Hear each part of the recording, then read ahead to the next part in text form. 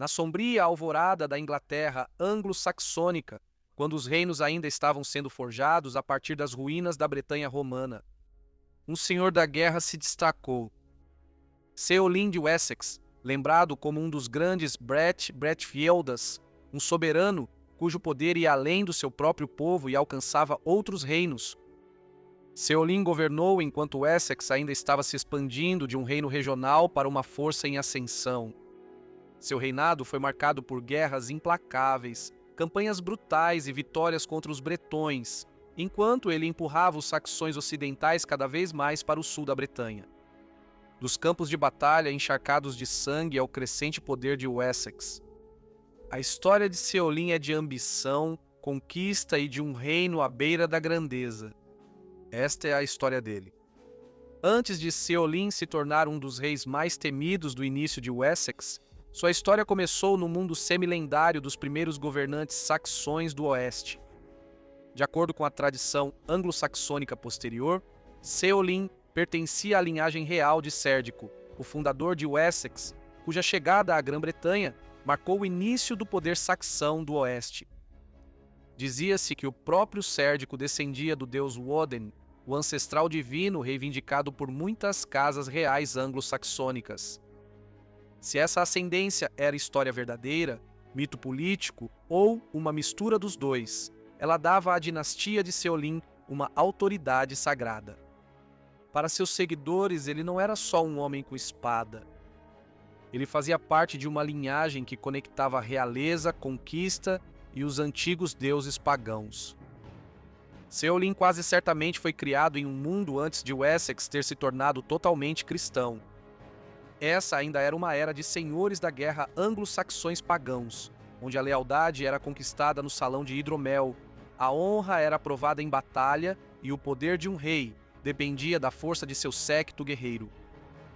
Como um jovem nobre da linhagem saxã ocidental, Ceolin teria crescido cercado por juramentos, banquetes, histórias dos deuses, ancestrais e heróis. Sua juventude não teria sido de luxo real tranquilo, mas de treinamento para a liderança em um reino de fronteira violento. Wessex ainda estava se expandindo, ainda lutando por terras e ainda cercado por rivais.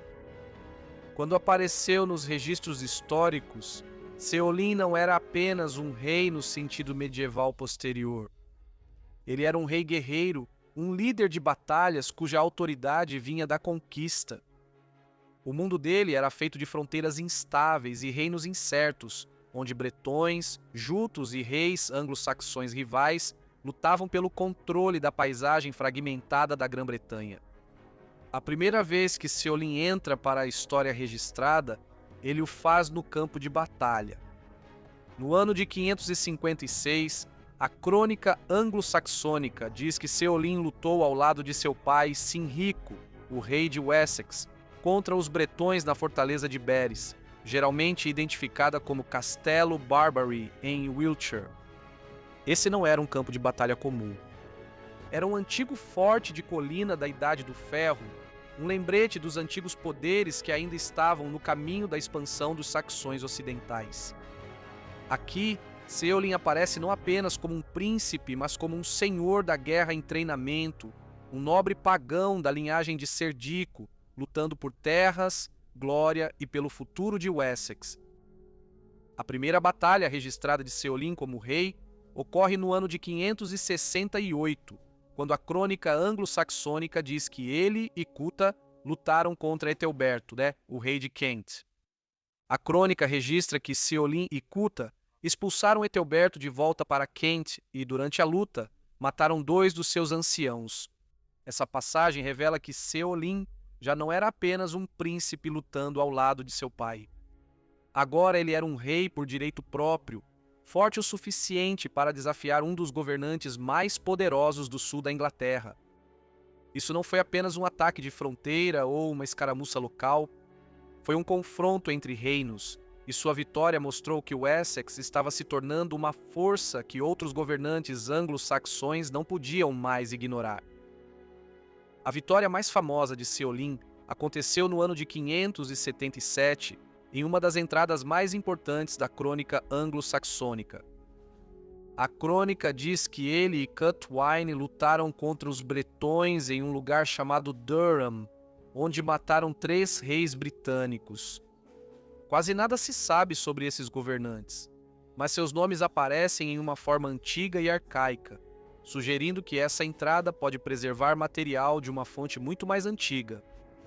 Após a batalha, Ceolin e Cutwine teriam tomado 3 grandes cidades, Gloucester, Cirencester e Bath. Esse foi um ponto de virada na expansão para o oeste de Wessex.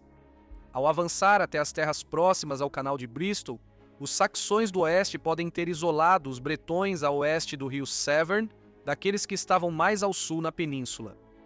Dividindo a resistência britânica e mudando o equilíbrio de poder no sul da Grã-Bretanha, a conquista de Bath também dá a essa campanha uma forte carga dramática. Este não era apenas mais um assentamento. Era uma antiga cidade romana, famosa por suas fontes termais e grandes termas.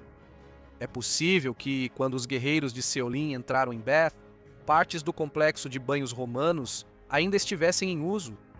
Escritores posteriores, como Nênio e Beda, descrevem banhos termais nessa região cercados por paredes de tijolo e pedra, onde as pessoas ainda podiam se banhar nas águas quentes.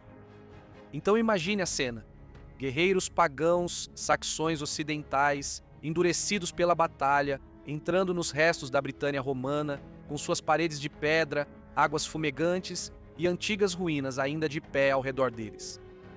Ceolin não estava apenas vencendo batalhas, ele estava rasgando o antigo mundo romano-britânico e forçando o Essex a ocupar seu lugar.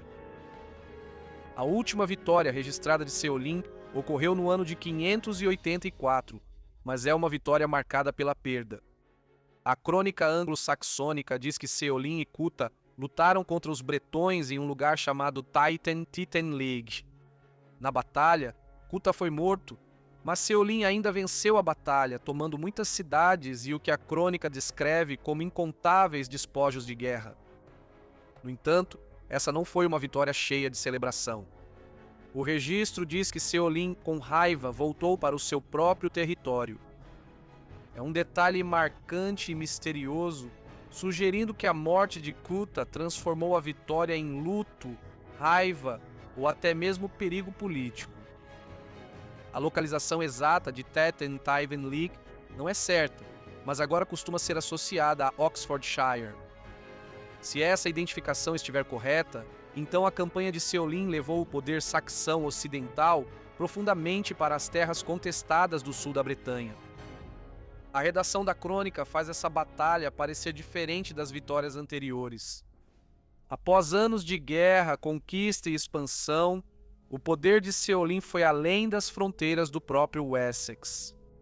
A tradição posterior o lembrou como um dos Bretvaldas, um título usado para governantes cuja autoridade se estendia sobre os outros reinos anglo-saxões. A palavra sugere algo além de um rei comum. Um Bretvalda era um senhor supremo, um governante cuja força militar, reputação e domínio faziam com que outros reis reconhecessem seu poder, seja por medo, aliança, tributo ou submissão.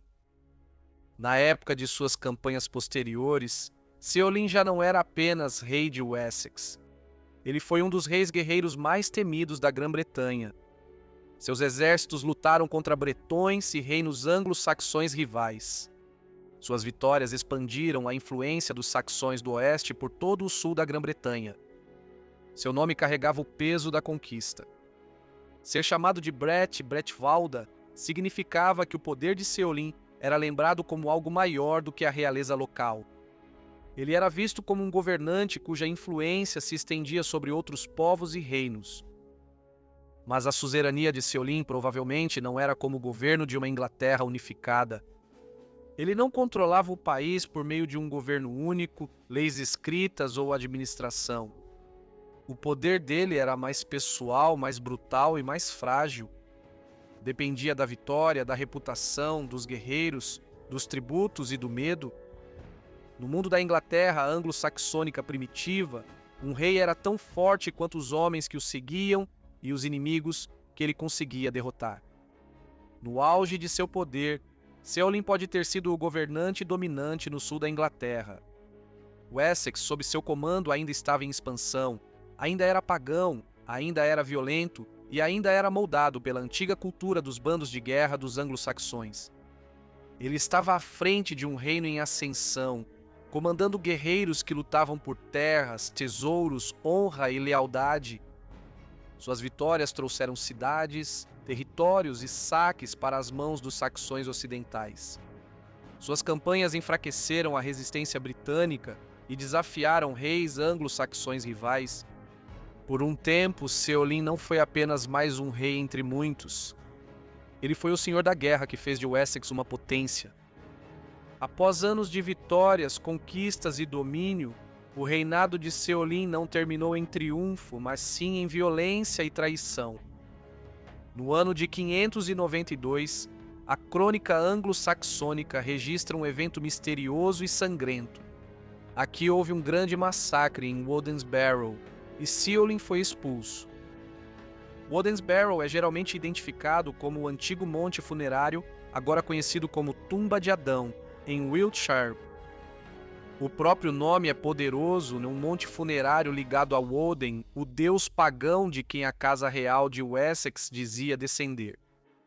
Para Ceolin, um rei cuja autoridade foi construída sobre a guerra, a ancestralidade e os deuses antigos, ser deposto em um lugar assim dá à sua queda uma qualidade quase lendária. A crônica não nos diz quem o derrotou. Autores posteriores tentaram explicar o mistério. Guilherme de Malmesbury, escrevendo séculos depois, afirmou que os anglos e os bretões conspiraram juntos contra ele. Outra possibilidade é que a rebelião tenha vindo de dentro do próprio Wessex, talvez liderada por Ceol, que aparece depois de Ceolin na linhagem real saxônica ocidental. Se for assim, Ceolin pode não ter caído apenas por causa de inimigos estrangeiros, mas porque seu próprio reino se voltou contra ele. Após décadas de expansão, tributos e derramamento de sangue, o grande Bretwalda pode ter enfrentado o único inimigo que nenhum senhor da guerra poderia derrotar facilmente, um rival de sua própria casa real. No ano seguinte, no ano de 593, a crônica registra a última entrada de Ceolin.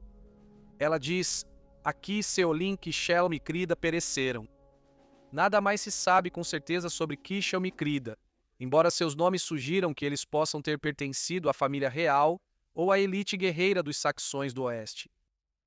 A redação é fria e breve, mas por trás dela pode haver uma purga violenta, uma luta dinástica ou o colapso final da facção de Ceolin após sua derrota. Um rei que já havia conduzido exércitos pelo sul da Bretanha, tomado cidades, derrotado governantes rivais e sido lembrado como Bretwalda, agora desaparece dos registros em uma única linha. A morte de Ceolin pode ter deixado o Essex dividido.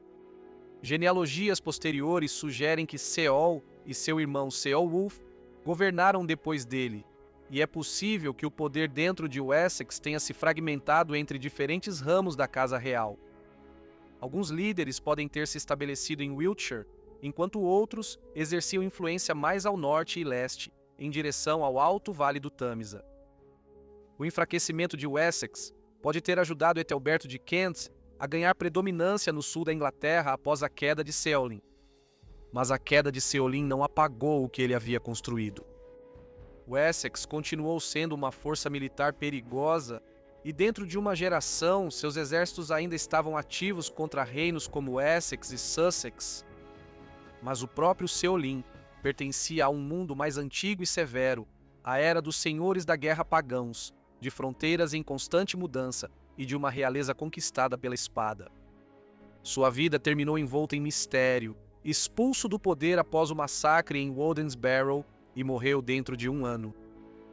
É um final sombrio para um dos governantes mais formidáveis da Inglaterra anglo-saxônica.